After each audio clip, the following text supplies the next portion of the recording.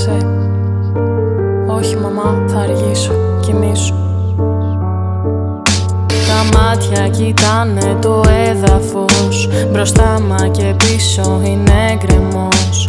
Εδώ που μας φέραν μόνο χαμός, σκοτώνεται τόσος μα τόσος κόσμος. Φοβάμαι το βράδυ να περπατήσω, φοβάμαι στο έξω τι θα αντικρίσω. Φοβάμαι μην μπω μέσα σε κανένα τρένο και φύγω ταξίδι χωρίς γυρισμό.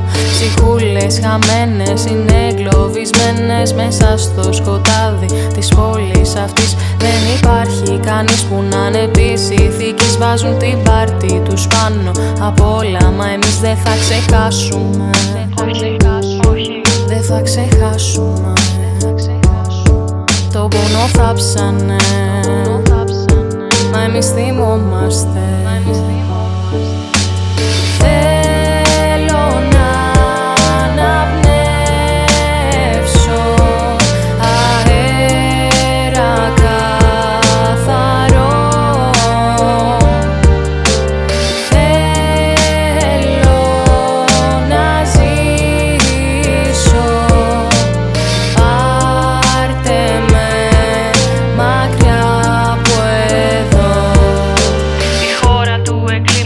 Είναι αυτή εδώ.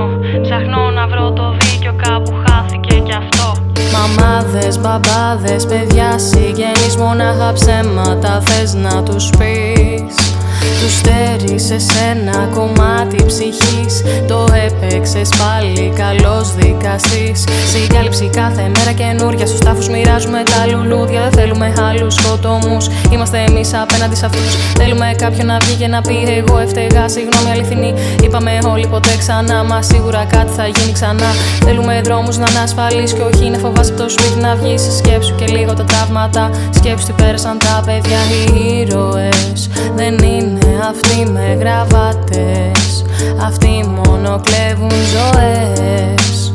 Ήρωας είναι αυτός που θα πει πάτα πάνω μου και βγες.